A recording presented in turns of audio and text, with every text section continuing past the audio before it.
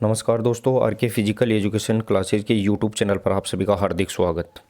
दोस्तों, आने वाली शारीरिक शिक्षा भर्ती 2026 ग्रेड थर्ड और सेकंड से संबंधित क्लासेज यूट्यूब पर अपन स्टार्ट करने वाले हैं।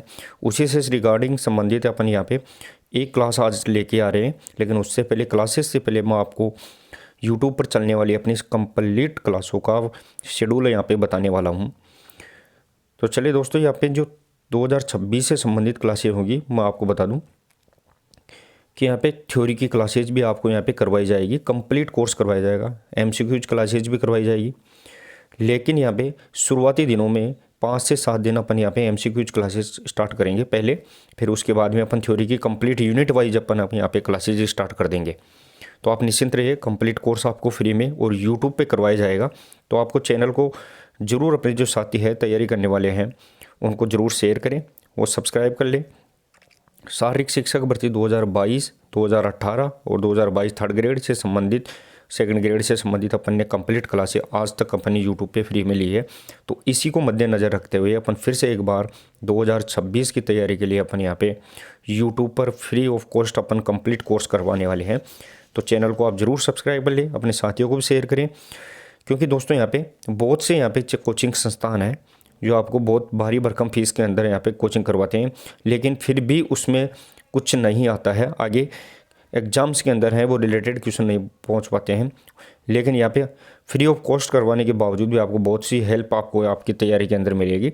तो आप निश्चित तौर से चैनल से जुड़े रहे और आगे की क्लासें को आप अटेंड करते रहें। लेकिन शुरुआत में दोस्तों मैं आपको बता दूँ कि अपन यहाँ पे थ्योरी की क्लासेस ही लेंगे, उसके बाद धीरे धीरे अपन यहाँ पे दोस्तों यहाँ पे एमसीक्यूज क्लासेस लेंगे और फिर अपन यहाँ पे धीरे धीरे थ्योरी की क्लासेस स्टार्ट कर देंगे। एमसीक्यूज और थ्योरी दोनों को मिलाकर अपन यहाँ पे कंप्लीट कोर्स करवाने वाले हैं। सुबह अपनी मॉर्निंग में यहाँ पे थ्योरी की क्लास रहेगी और शाम को उसी टॉपिक से संबंधित यहाँ पे एमसीक्यूज क्लासेज रहेगी। इस प्रकार आपका रिविजन कंटिन्यू बना रहेगा। तो आप ज़रूर दोस्तों चैनल को ज्वाइन कर ले, सब्सक्राइब कर ले। तो चलिए दोस्तों, आज की अपन जो छोटी सी और पहली क्लास स्टार्ट करने की कोशिश की है, अपन यहाँ पे क्वेश्चंस का फॉर्मेशन और उसका जो स्टिकनेस है वो भी अपन धीरे धीरे बढ़ाएंगे। शुरुआत में अपन क्वेश्चंस है वो यहाँ पे इजी रखेंगे, फिर धीरे धीरे अपन लेवल के अकॉर्डिंग, क्योंकि अपने पास टाइम भी काफ़ी है, तो लेवल के अकॉर्डिंग अपन यहाँ पे धीरे धीरे क्वेश्चंस का हार्डनेस बढ़ाते चलेंगे, उसकी कठिनाई को बढ़ाते चलेंगे। तो आप ऐसा ना सोचे कि शुरुआत में अपन को ईजी क्वेश्चन है, ईजी नहीं है। अपन धीरे धीरे उसको यहाँ पे स्टेप बाय स्टेप अपन उसको आगे बढ़ाते रहेंगे। तो दोस्तों आज की अपन जो क्लासेज है उसमें अपन ने 50 एमसीक्यूज को सिलेक्ट किया है और वो स्पेशल टॉपिक्स है पीरियोडाइजेशन, अवधिकालीनता, उससे संबंधित रहेंगे। तो आप कितने क्वेश्चंस का यहाँ पे आंसर दे पाते हैं, लास्ट में आप मेरे को ज़रूर रिजल्ट भी बताइए अपना। लेकिन दोस्तों आपको बता दूं मैं कि आपको जो आंसर देना है वो कमेंट बॉक्स में यहाँ पे टाइप करना है और कमेंट बॉक्स में आपको लाइव चैट के आगे स्लाइड करके अपने को यहाँ पे आंसर देते रहना है। तो कमेंट बॉक्स को ओपन करना है, फिर इसको स्लाइड करना है और फिर यहाँ पे कमेंट बॉक्स में अपने को देते रहना है। तो चलिए दोस्तों यहाँ पे देखते हैं पहला क्वेश्चन अपन यहाँ पे देखने की कोशिश करते हो। आज की अपनी यहाँ पे सीरीज नंबर 1 रहने वाली है, उसका यहाँ पे देखें दोस्तों। यहाँ पे पहला क्वेश्चन, पीरियोडाइजेशन का अर्थ क्या है। दोस्तों अपने को पीरियोडाइजेशन का अर्थ बताना है वो क्या है। अब देखिए दोस्तों यहाँ पे आपको सीटेट ज़्यादातर जो क्वेश्चंस 50 करवाए जाएंगे वो या तो डीएसएसबी से संबंधित होंगे या केवीएस से संबंधित होंगे या सीटेट, यानी बहुत से एग्जामों में जो क्वेश्चंस आए हुए हैं वही क्वेश्चंस आपको यहाँ पे करवाए जा रहे हैं। तो आप लेवल देखिए दोस्तों, बड़ी बड़ी एग्जाम्स में भी कैसा लेवल पूछा जाता है, ईजी लेवल पूछा जाता है। तो आपको आसान नहीं समझते हुए, कंसेप्ट को समझते हुए आपको आंसर देते रहना है। तो पीरियोडाइजेशन जिसे अपन अवधिकालीनता के नाम से भी जानते हैं दोस्तों, यहाँ पे अवधिकालीनता ये सीटेट में पूछा गया था। तो अवधिकालीनता का अर्थ क्या है, प्रतियोगिता की योजना, प्रशिक्षण को चरणों में बांटना, विश्राम देना या फिर खेल का नियम। तो क्वेश्चन नंबर फर्स्ट और जो इसका सही आंसर रहेगा दोस्तों यहाँ पे वो रहने वाला है क्वेश्चन नंबर फर्स्ट का, प्रशिक्षण को चरणों में बांटना। क्योंकि प्रशिक्षण होता है जो ट्रेनिंग होती है उसको यहाँ पे पार्ट्स में डिवाइड करके यहाँ पे ट्रेनिंग दी जाती है। तो इसका आंसर सही रहेगा, प्रशिक्षण को चरणों में बांटना। नेक्स्ट क्वेश्चन देखें दोस्तों, यहाँ पे थोड़ा जल्दी आंसर देना है, क्वेश्चन 50 है और ज़्यादा टाइम अपन इसमें लेंगे नहीं। क्वेश्चन नंबर देखिए दोस्तों यहाँ पे दूसरा, पीरियोडाइजेशन का जनक किसे माना जाता है। अवधिकालीनता है, इसका जनक यहाँ पे किसे माना जाता है। ये भी क्वेश्चन यहाँ पे केवीएस में पूछा गया था दोस्तों। तो अवधिकालीनता है, पीरियोडाइजेशन है, उसका यहाँ पे जनक किसे माना जाता है। तो सही आंसर रहेगा दोस्तों यहाँ पे ट्यूबर बोम्बा और लियो मेटवेव। ट्यूडर बोम्बा और लियो मेटवेव यहाँ पे सही आंसर रहने वाला है ऑप्शन नंबर बी। ये भी अपने को यहाँ पे ध्यान रखना है। नेक्स्ट देखिए दोस्तों यहाँ पे क्वेश्चन नंबर 3। क्वेश्चन नंबर 3 रहेगा दोस्तों यहाँ पे पीरियोडाइजेशन का मुख्य उद्देश्य क्या है। पीरियोडाइजेशन जिसे अपन अवधिकालीनता बोलते हैं, तो उसका उद्देश्य क्या है वो अपने को बताना है। देखिए दोस्तों यहाँ पे डीएसएसबी के अंदर ये क्वेश्चन पूछा गया था। तो सभी दोस्त एक बार जुड़ गए हैं वो क्लास को शेयर भी कर दिया अपने दोस्तों के पास और लाइक भी करते रहें। दोस्तों आपको जल्द ही थ्योरी की क्लासेज भी स्टार्ट कर दी जाएगी। आप निश्चिंत रहिए, टॉपिक वाइज कंप्लीट कोर्स आपको 5 महीने के अंदर यहाँ पे कंप्लीट करवा दिया जाएगा। आप तो चैनल से जुड़े रहे और शेयर करते रहे अपने दोस्तों के पास। आंसर को जरूर कमेंट बॉक्स में आपको टाइप करना है। तो पीरियोडाइजेशन का मुख्य उद्देश्य क्या है, प्रश्न नंबर 3, और सही आंसर रहने वाला है दोस्तों यहाँ पे उच्च प्रदर्शन प्राप्त करना, यानी ऑप्टिमम परफॉर्मेंस है वो यहाँ पे प्राप्त करना होता है। नेक्स्ट क्वेश्चन नंबर 4 देखिए दोस्तों यहाँ पे क्वेश्चन नंबर 4, पीरियोडाइजेशन में कुल कितने प्रमुख चक्र होते हैं। दोस्तों मुख्य चक्र है वो कितने होते हैं, बहुत बार ये क्वेश्चन सीधा सीधा पूछ लिया जाता है। सीटेट में भी एक क्वेश्चन पूछा गया था, पीरियोडाइजेशन में कुल कितने चक्कर होते हैं। क्वेश्चन नंबर यहाँ पे इजी रहेगा दोस्तों 4, और जो सही आंसर रहने वाला है वो रहेगा दोस्तों यहाँ पे पीरियोडाइजेशन में है वो 3 चक्कर यहाँ पे रहते हैं। अब 3 चक्कर कौन कौन से रहते हैं दोस्तों यहाँ पे, तो माइक्रो चक्कर होता है, मीजो चक्कर होता है और मैक्रो चक्कर होता है। ये 3 यहाँ पे चक्कर होते हैं। नेक्स्ट देखिए दोस्तों यहाँ पे क्वेश्चन नंबर 5। क्वेश्चन नंबर 5 देखिए दोस्तों, मैक्रो साइकिल की अवधि कितनी होती है। अवधि यानी समय है वो कितना होता है वो अपना यहाँ पे बताना है। अब दोस्तों मैंने 3 चक्कर बताए थे यहाँ पे कि इसमें 3 चक्कर होते हैं। सबसे छोटा माइक्रो चक्कर होता है, उसका भी आगे मीजो चक्कर होता है, फिर होता है मैक्रो चक्कर, यानी सबसे छोटा फिर इससे बड़ा और लास्ट में मीजो चक्कर मैक्रो चक्कर होता है। तो यहाँ पे मैक्रो चक्कर जो सबसे बड़ा चक्कर होता है उसकी साइकिल पूछी गई है, टाइम पूछा गया है। क्वेश्चन नंबर 5 और सही आंसर रहेगा दोस्तों यहाँ पे 1 वर्ष। 1 वर्ष होता है वो ध्यान रखना है। यहाँ पे मैक्रो साइकिल की अवधि होती है, मैक्रो चक्कर की अवधि होती है। नेक्स्ट देखिए दोस्तों यहाँ पे क्वेश्चन नंबर 6। क्वेश्चन नंबर 6 रहेगा दोस्तों मेसोसाइकिल की अवधि कितनी होती है, जिसे अपन मीजो चक्कर के नाम से भी जानते हैं। मध्य चक्र होता है, अपन इसे मीजो चक्कर के नाम से भी जानते हैं। तो ये अपने को बताना है। क्वेश्चन नंबर डीएसएस में पूछा गया था मेसोसाइकिल की अवधि कितनी होती है। क्वेश्चन नंबर 6 और सही आंसर रहने वाला है दोस्तों यहाँ पे 2 से 6 सप्ताह। 2 से 6 सप्ताह होती है, और ये मध्य चक्कर होता है, ध्यान रखना है। ये मध्य चक्कर भी होता है, क्योंकि इससे छोटा होता है वो माइक्रो चक्कर और इससे बड़ा होता है वो मैक्रो चक्कर होता है। तो इसे मीजो चक्कर और मध्य चक्कर के नाम से भी जानते हैं। नेक्स्ट और क्वेश्चन नंबर 7 देखे दोस्तों, और क्लास को भी शेयर करते रहे दोस्तों। जल्द ही आपके लिए थ्योरी की क्लासेज भी स्टार्ट कर दी जाएगी। क्वेश्चन नंबर 7 देखे दोस्तों यहाँ पे माइक्रो साइकिल की अवधि कितनी होती है। माइक्रो साइकिल की अवधि कितनी होती है वो बताना है दोस्तों। मैंने पीरियोडाइजेशन जिसे अपने अवधिकालीनता बोलते हैं उसके 3 चक्कर बताए थे। सबसे छोटा होता है वो माइक्रो चक्कर होता है, उससे बड़ा मीजो चक्कर, और सबसे बड़ा होता है वो मैक्रो चक्कर होता है। तो अपने को माइक्रो चक्कर जो सबसे छोटा होता है उसकी अवधि पूछी गई है क्वेश्चन नंबर 7, और सही आंसर रहेगा दोस्तों यहाँ पे 1 सप्ताह। 1 सप्ताह होती है वो यहाँ पे माइक्रो चक्कर की होती है। नेक्स्ट और आगे क्वेश्चन नंबर 8 देंगे दोस्तों यहाँ पे। क्वेश्चन नंबर 8 रहेगा दोस्तों यहाँ पे सबसे बड़ा प्रशिक्षण चक्र कौन सा है। अब देखिए दोस्तों यहाँ पे सबसे बड़ा पूछा गया है। अब बड़ा का मतलब यहाँ पे टाइम से संबंधित है। तो मैंने 3 चक्कर बताए थे दोस्तों यहाँ पे। सबसे छोटा माइक्रो, उससे बड़ा होता है वो मीजो चक्कर, और सबसे बड़ा होता है वो मैक्रो चक्कर होता है दोस्तों। तो मैंने सबसे बताया था कि माइक्रो चक्कर की अवधि 1 सप्ताह होती है, मीजो चक्कर की अवधि 2 से 3 सप्ताह होती है, और मैक्रो चक्कर जो सबसे बड़ा होता है उसकी अवधि 1 वर्ष की होती है। यहाँ पे पूछा गया है। और सबसे बड़ा चक्कर कौन सा रहेगा, प्रश्न नंबर 8, और सही आंसर रहेगा दोस्तों यहाँ पे मैक्रो साइकिल यहाँ पे सबसे बड़ा चक्कर रहने वाला है। नेक्स्ट और आगे देखिए दोस्तों क्वेश्चन नंबर 9। क्वेश्चन नंबर 9 रहेगा दोस्तों यहाँ पे माइक्रो साइकिल किसका भाग होता है। अब देखिए दोस्तों यहाँ पे माइक्रो साइकिल होता है वो किसका भाग होता है वो अपने को यहाँ पे बताना है। माइक्रो साइकिल जिसे अपन सबसे छोटा चक्कर के नाम से जानते हैं, 1 सप्ताह का ये होता है। इसका टाइमिंग पीरियड, तो माइक्रो चक्कर है वो किसका भाग होता है? क्वेश्चन नंबर 9 सही आंसर रहेगा दोस्तों यहाँ पे मीजो साइकिल का। मीजो जिसे अपन मेसो साइकिल के नाम से भी जानते हैं, क्योंकि माइक्रो साइकिल सबसे छोटा होता है, उससे बड़ा यहाँ पे मीजो चक्कर होता है, और सबसे बड़ा होता है वो यहाँ पे मैक्रो चक्कर होता है। तो ये नेक्स्ट स्टेप के लिए कौन सा चक्कर रहेगा? मेसो साइकिल का ये पे भाग रहने वाला है। क्वेश्चन नंबर 10 देखिए दोस्तों। नेक्स्ट क्वेश्चन नंबर 10 रहेगा दोस्तों यहाँ पे वार्षिक प्रशिक्षण योजना कहलाती है। वार्षिक यानी वर्ष के द्वारा जो वर्ष, एक वर्ष की जिसमें टाइमिंग लगती है, वो कौन सा प्रशिक्षण चक्कर होता है? मैंने अभी बताया था दोस्तों, सीटेट में एग्जाम में पूछा गया क्वेश्चन है।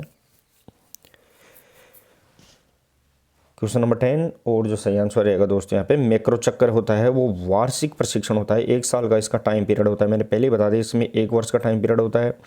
और मेसो साइकिल होता है, उसके अंदर 2 से 3 सप्ताह का होता है, और माइक्रो साइकिल होता है वो 1 सप्ताह का होता है। आपने को यहाँ पे टाइम से संबंधित यहाँ पे ध्यान रखना है। नेक्स्ट और आगे क्वेश्चन नंबर 11 देखिए दोस्तों। क्वेश्चन नंबर 11 तैयारी चरण, जिसे अपन प्रिपरेटरी फेज के नाम से जानते हैं दोस्तों, यहाँ पे तैयारी चरण है, उसका मुख्य उद्देश्य क्या होता है? क्वेश्चन नंबर 11 KVS में पूछा गया क्वेश्चन है दोस्तों यहाँ पे। प्रिपरेटरी फेज तैयारी चरण का मुख्य उद्देश्य क्या होता है? प्रतियोगिता कराना, आधारभूत फिटनेस विकास करना, विश्राम करना या थकान। क्वेश्चन नंबर 11 ध्यान रखना है दोस्तों, और सही आंसर रहेगा दोस्तों यहाँ पे आधारभूत फिटनेस विकास करना। जो मोटर कंपोनेंट्स होते हैं, स्पीड, स्ट्रेंथ, फ्लेक्सिबिलिटी, एंडोरेंस और कोऑर्डिनेशन एबिलिटी, उनको यहाँ पे डेवलप करना यहाँ पे प्रिपरेटरी फेज या तैयारी चरण का मुख्य उद्देश्य होता है। नेक्स्ट और आगे देखिए दोस्तों यहाँ पे क्वेश्चन नंबर 12। क्वेश्चन नंबर 12 रहने वाला है यहाँ दोस्तों, प्रतियोगिता चरण में प्रशिक्षण आयतन वॉल्यूम होता है, जो ट्रेनिंग वॉल्यूम होता है वो कैसा होता है? अधिक होता है, कम होता है, सामान्य होता है या फिर शून्य होता है? ये अपने को यहाँ पे बताना है। क्वेश्चन DSS में पूछा गया है दोस्तों यहाँ पे प्रतियोगिता चरण, जो कंपटीशन फेज होता है उसमें जो ट्रेनिंग होती है उसका वॉल्यूम होता है वो यहाँ पे कैसा होता है? क्वेश्चन नंबर 12 और जो सही आंसर रहेगा दोस्तों यहाँ पे वॉल्यूम यानी उसका आयतन होता है वो कम होता है। प्रतियोगिता चरण के दौरान अपन ट्रेनिंग है वो कम कर देते हैं। ध्यान रखना, वॉल्यूम का मतलब कितनी बार उसको कितने समय के लिए करवाया जा रहा है, तो वो समय है वो कम कर दिया जाता है प्रतियोगिता के दौरान। नेक्स्ट और आगे क्वेश्चन नंबर 13 देखिए दोस्तों। क्वेश्चन नंबर 13 रहने वाला है प्रतियोगिता चरण में प्रशिक्षण तीव्रता, इंटेंसिटी के नाम से जानते हैं दोस्तों यहाँ पे प्रशिक्षण तीव्रता, जिसे अपन रिपीटेशन के नाम से भी जानते हैं, वो यहाँ पे किस प्रकार दी जाती है प्रतियोगिता चरण के दौरान? ध्यान रखना, रिलेटेड किससे पूछा गया है? प्रतियोगिता चरण से, लेकिन वो तीव्रता है प्रशिक्षण की वो कैसे रहने वाली है? कम, मध्य, शून्य या अधिक? क्वेश्चन नंबर 13 का ध्यान रखना है दोस्तों यहाँ पे।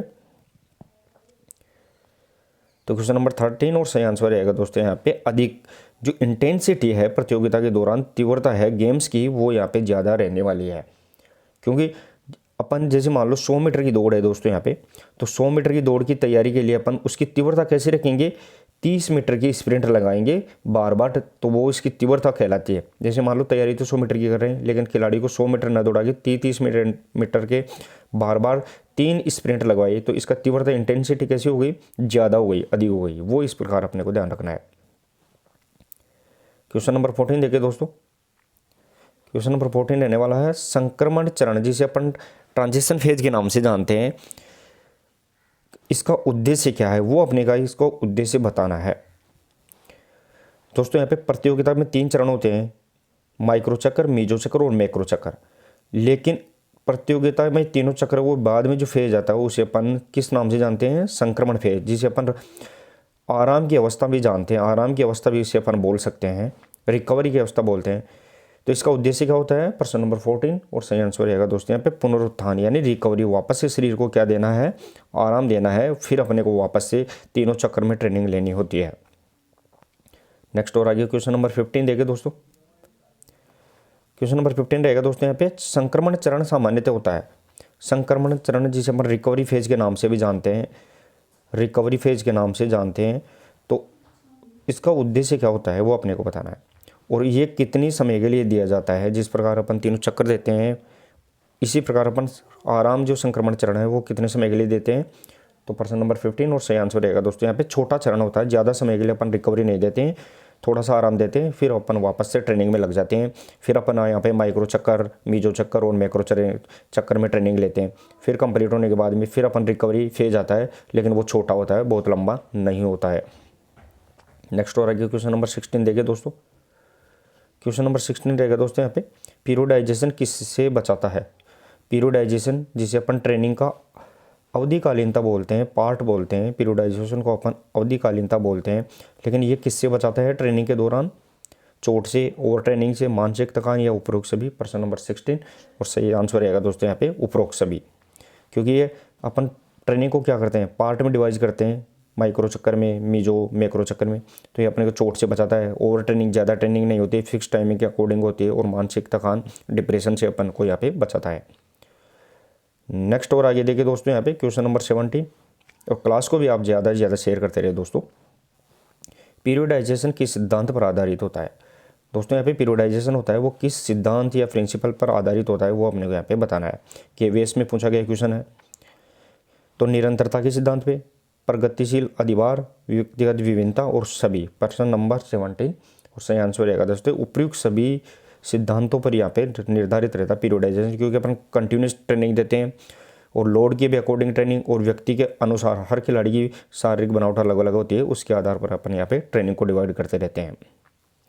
नेक्स्ट और आगे क्वेश्चन नंबर 18 देखें दोस्तों। क्वेश्चन नंबर 18, शक्ति विकास अधिकतर किस चरण में होता है? शक्ति जिसे अपन स्ट्रेंथ एंडोरेंस के नाम से जानते हैं, वो किस चरण में होता है, वो अपने को यहाँ पे ध्यान रखना है, बताना है दोस्तों। अपन पीरियोडाइजेशन के 3 चरण होते हैं, उसमें अपन को बताया था कि माइक्रो, मैक्रो, मीजो, लेकिन उसमें भी अपन डिवाइड करते हैं, तो तैयारी, प्रतियोगिता, संक्रमण काल और विश्राम काल। संक्रमण काल को अपन रेस्ट के नाम से जानते हैं, प्रतियोगिता जो कंपटीशन होता है, और तैयारी जो प्रिपरेटरी फेज होती है।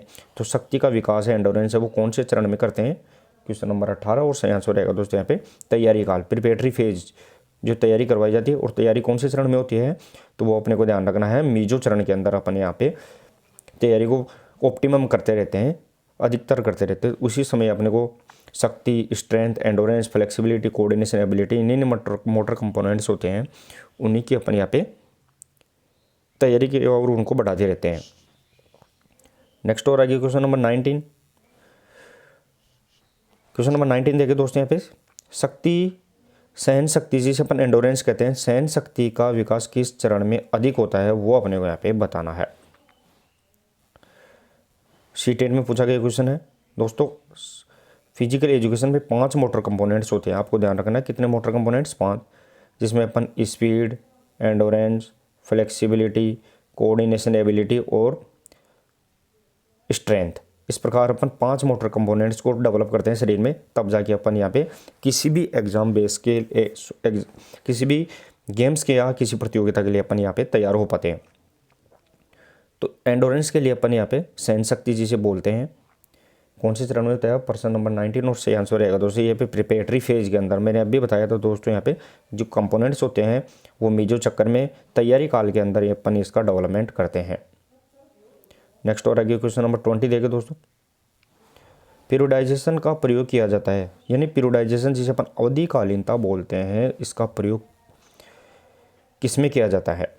जिस दोस्तों यहाँ पे पीरियोडाइजेशन जिसे हिंदी में मैं बार बार बता रहा हूँ अवधिकालीनता बोलते हैं, यानी ट्रेनिंग देते हैं, इस ट्रेनिंग को अपन पार्ट में डिवाइड करते हैं, वो ही पीरियोडाइजेशन कहलाता है।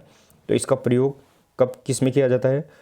क्वेश्चन नंबर 20 और सही आंसर रहेगा दोस्तों सभी के अंदर, यानी ये केवल एथलेटिक्स में भी होता है, टीम गेम्स में भी होता है, और व्यक्तिगत इंडिविजुअल गेम्स में भी इसका पीरियोडाइजेशन खिलाड़ी अपनी ट्रेनिंग को पार्ट में डिवाइड करके यहाँ पे ट्रेनिंग लेता रहता है। नेक्स्ट और आगे क्वेश्चन नंबर 21। क्वेश्चन नंबर 21 देखे दोस्तों यहाँ पे, पीरियोडाइजेशन प्रशिक्षण को बनाता है। पीरियोडाइजेशन है वो ट्रेनिंग को कैसा बनाता है, वो अपने को यहाँ पे बताना है। क्वेश्चन DSS में पूछा गया था दोस्तों, इंपॉर्टेंट क्वेश्चंस होते हैं, सभी क्वेश्चंस यहाँ पे एग्जाम में पूछे गए हैं, वो आपको यहाँ पे करवाए जा रहे हैं। कौन से एग्जाम में पूछे जा रहे हैं वो आपको यहाँ पे शुरू में लिखा गया है कि कौन से एग्जाम में पूछा गया है। क्वेश्चन नंबर 21 और सही आंसर रहेगा दोस्तों यहाँ पे वैज्ञानिक सिद्धांतों के आधार पर है वो प्रशिक्षण दिया जाता है। पीरियोडाइजेशन के अंदर जो ट्रेनिंग दी जाती है वो वैज्ञानिक सिद्धांतों के आधार पर दी जाती है। नेक्स्ट और आइए क्वेश्चन नंबर 22 देंगे दोस्तों। ओवर ट्रेनिंग का मुख्य कारण क्या है? ओवर ट्रेनिंग जिसे अपन ओवरलोड भी बोल सकते हैं, ओवर ट्रेनिंग का मुख्य कारण क्या होता है वो अपने को बताना है। नियोजित प्रशिक्षण, अत्यधिक प्रशिक्षण, विश्राम या फिर पीरियोडाइजेशन 22 के अंदर बताना है दोस्तों। यहाँ पे मान लो किसी खिलाड़ी को अपने को 100 मीटर की यहाँ पे ट्रेनिंग करवानी, तैयारी करवानी है, लेकिन अपन उसको 400 मीटर का राउंड दुआ रहे हैं, बार बार 400 मीटर के राउंड दुआ रहे हैं। उसका कंपटीशन तो 100 मीटर का ही है, लेकिन अपन उसको 400 मीटर का बार बार दुआ रहे, तो वो इसके लिए क्या हो गई, ओवर ट्रेनिंग हो जाती है। तो इसका कारण क्या हुआ, अत्यधिक प्रशिक्षण देकर। ओवर ट्रेनिंग का मुख्य कारण क्या क्या होता है, अत्यधिक प्रशिक्षण देना होता है। नेक्स्ट और आगे क्वेश्चन नंबर 23 देखे दोस्तों। प्रशिक्षण आयतन सबसे अधिक किस चरण में होता है। प्रशिक्षण आयतन जिसे अपन ट्रेनिंग वॉल्यूम के नाम से जानते हैं, वो किस चरण में होता है वो अपने को यहाँ पे बताना है। प्रशिक्षण आयतन है वो तैयारी में होता है, प्रतियोगिता के दौरान होता है, संक्रमण या विश्राम के दौरान। तो आपको ध्यान रखना दोस्तों, यहाँ पे संक्रमण और विश्राम जिसे अपन रेस्ट के नाम से जानते हैं, रिकवरी काल, तो इसमें तो हो ही नहीं सकता। और तैयारी और प्रतियोगिता पूछन, इनमें से आंसर अपना होने वाला है। तो प्रशिक्षण आयतन वॉल्यूम है वो सबसे ज़्यादा किस में होती है, 23। और जो सही आंसर रहने वाला है दोस्तों यहाँ पे वो तैयारी काल के दौरान है, वो सबसे ज़्यादा आयतन होता है। प्रशिक्षण जो ट्रेनिंग है वो सबसे ज़्यादा कौन सी चरण में दी जाती है, तो तैयारी काल में दी जाती है। सभी दोस्तों एक बार जो नए जुड़े हैं वो क्लास को शेयर और लाइक कर दे। और दोस्तों मैं बता रहा हूँ जल्दी आपके लिए थ्योरी की क्लासेज भी स्टार्ट कर दी जाएगी। यह आज अपनी पहली क्लास है जो अपन ने स्टार्ट की है। यहाँ पे ज़्यादातर दोस्तों को पता भी नहीं है कि कब से स्टार्ट करेंगे, तो अपन यहाँ पे अब धीरे धीरे अपन मॉर्निंग में थ्योरी की और इवनिंग में अपन MCQ क्लासेज यहाँ पे स्टार्ट करने वाले हैं। नेक्स्ट आगे क्वेश्चन नंबर 24 देखिए दोस्तों। क्वेश्चन नंबर 24, पीरियोडाइजेशन में लोड का अर्थ क्या होता है। अब दोस्तों यहाँ पे लोड का अर्थ पूछा गया है। लोड वो जो अवधिकालीनता है, इसमें जो लोड होता है वो लोड का अर्थ अपने को बताना है। खेल सामग्री, प्रशिक्षण की तीव्रता या आयतन, खिलाड़ी की उम्र या मैदान का आकार। अब लोड का मतलब ये तो है नहीं दोस्तों यहाँ पे कोई वजन खिलाड़ी के ऊपर रख दिया, वो लोड नहीं होता है। जैसे 100 मीटर का खिलाड़ी होता है, 100 मीटर की दौड़ का खिलाड़ी होता है, तो उसको कितनी बार अपन उसको 50-50 मीटर के राउंड भगा रहे हैं, वो इसके लिए लोड का काम करता है। तो प्रश्न नंबर 24 तो जो सही आंसर रहेगा दोस्तों, प्रशिक्षण की जो तीव्रता है और आयतन है, कितनी बार अपन ट्रेनिंग कैसी करवा रही है, वो इसके लिए लोड का कार्य करता है। नेक्स्ट और आगे 25 देखिए दोस्तों यहाँ पे। क्वेश्चन नंबर 25, माइक्रोसाइकिल को किस नाम से जाना जाता है। माइक्रोसाइकिल, सॉरी दोस्तों यहाँ पे मैक्रोसाइकिल है, वो किस नाम से जाना जाता है वो अपने को यहाँ पे बताना है। कि दोस्तों मैंने 3 चक्कर बताए थे। सबसे छोटा चक्कर है तो है वो माइक्रो, उससे बड़ा वो मीजो, और सबसे बड़ा होता है वो मैक्रो चक्कर। जो मैक्रोसाइकिल है वो किस नाम से जानते हैं, तो क्वेश्चन नंबर 25 और सही आंसर रहेगा दोस्तों वार्षिक चक्कर। क्योंकि इसकी जो टाइमिंग होती है वो यहाँ पे ध्यान रखना है, 1 वर्ष की होती है। और जो साप्ताहिक होता है उसे अपन माइक्रो चक्कर बोलते हैं, और मासिक होता है जो मीजो चक्कर के नाम से जानते हैं। नेक्स्ट और आगे क्वेश्चन नंबर 26 देखिए दोस्तों। मेसोसाइकिल कहलाता है, यानी मेसोसाइकिल जिसे अपन मीजो चक्कर के नाम से भी जानते हैं, मीजो चक्कर के नाम से जानते हैं, वो यहाँ पे कौन सा चक्कर कहलाएगा। सूक्ष्म चक्कर, मध्यम चक्कर, बड़ा चक्कर या मिनी चक्कर। क्वेश्चन नंबर 26 और मैंने पहले बताया भी था इसका आंसर, तो मध्यम चक्कर के नाम से जानते हैं दोस्तों। कौन से चक्कर के नाम से जानते हैं, तो इसे मध्यम चक्कर के नाम से जानते हैं। नेक्स्ट और आगे क्वेश्चन नंबर 27 देखिए दोस्तों। माइक्रोसाइकिल सबसे चक्कर होता है, कौन सा चक्कर होता है सबसे, तो सबसे बड़ा होता है, लंबा, छोटा और कठिन, वो अपने को यहाँ पे बताना है। DSSC में पूछा गया क्वेश्चन है दोस्तों। माइक्रो चक्कर जो सबसे छोटा चक्कर होता है, 27 आंसर क्या रहेगा दोस्तों यहाँ पे, सबसे छोटा रहेगा। क्योंकि माइक्रो चक्कर जिसकी अवधि 1 सप्ताह की होती है वो यानी सबसे छोटा चक्कर होता है। नेक्स्ट और आगे क्वेश्चन नंबर 28 देखिए दोस्तों। क्वेश्चन नंबर 28, पीरियोडाइजेशन योजना कौन बनाता है। दोस्तों यहाँ पे पीरियोडाइजेशन योजना है जो प्रशिक्षण को अपन डिवाइड करके बताते हैं तीनों चक्रों में, माइक्रो, मीजो और मैक्रो। तो ये पीरियोडाइजेशन होता है, इसको योजना कौन बनाता है, खिलाड़ी, कोच, रेफरी या दर्शक।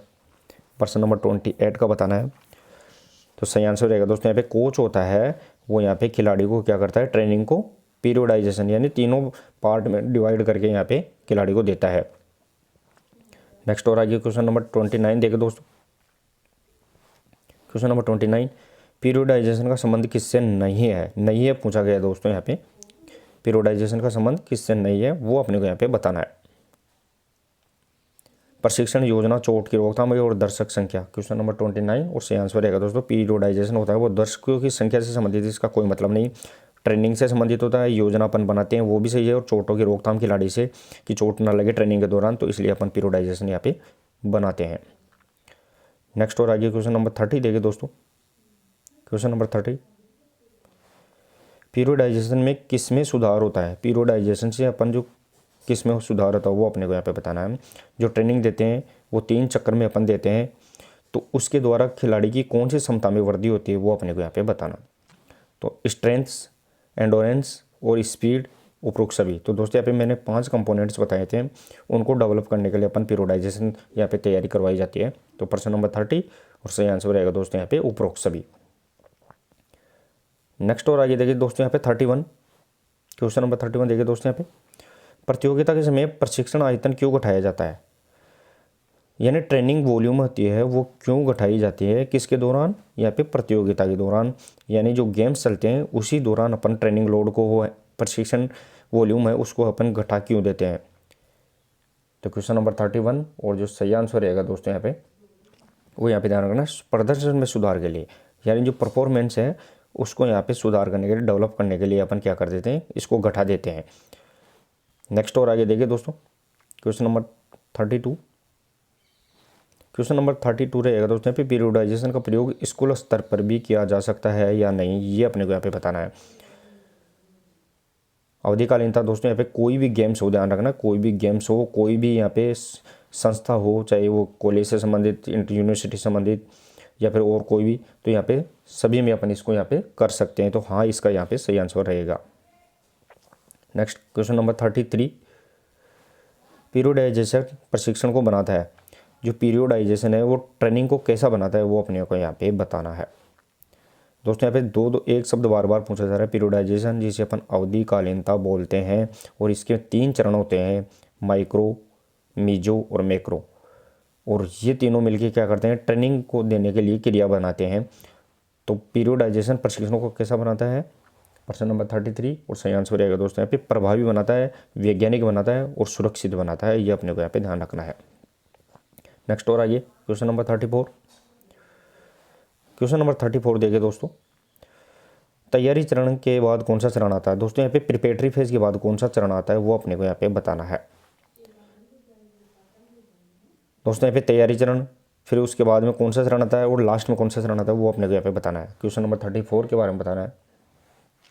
तो दोस्तों यहाँ पे अवधिकालीनता के 3 चरण होते हैं, मैं आपको बता दूं। अवधिकालीनता में माइक्रो चक्र, मीजो चक्र और मैक्रो चक्र, इन्हीं के दौरान अपन तीनों को डिवाइड करके ट्रेनिंग देते हैं, जिसमें पहला जो चरण आता है वो तैयारी चरण आता है, दूसरा चरण आता है वो यहाँ पे प्रतियोगिता चरण आता है, और जो तीसरा चरण आता है वो यहाँ पे संक्रमण चरण, या जिसे अपन विश्राम के नाम से भी जानते हैं, वो आता है। तो यहाँ पे तैयारी के बाद में कौन सा आएगा? प्रतियोगिता चरण आएगा। क्वेश्चन नंबर 34 में ध्यान रखना है, सही आंसर रहेगा प्रतियोगिता। नेक्स्ट और आगे 35 देखिए दोस्तों, क्वेश्चन नंबर 35, संक्रमण चरण के बाद अगला माइक्रो साइकिल शुरू होता है, सही है या गलत है ये अपने को बताना है। क्योंकि संक्रमण के बाद में वापस खिलाड़ी कौन सा चालू कर देता है, तो वो अपने को यहाँ पे तीनों चरणों को सीक्वेंस याद रखना है, माइक्रो, मीजो और मैक्रो।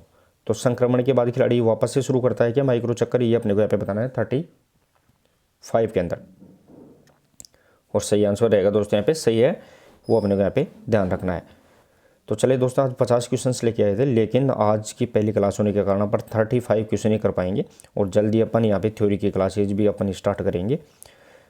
तो आप दोस्तों चैनल पे पहली बार विजिट कर रहे हैं तो चैनल को जरूर सब्सक्राइब कर लिए, अपने दोस्तों को जो तैयारी कर रहे हैं उनको भी यहाँ पे आप इनसे जोड़ें, और अपनी यहाँ पे कंप्लीट क्लासें हैं वो यूट्यूब पर फ्री करवाई जाएगी, और वो भी यहाँ पे यूनिट वाइज करवाई जाएगी। तो आप निश्चिंत रहिए और चैनल से जुड़े रहिए। तब तक के लिए, नेक्स्ट क्लास के लिए धन्यवाद।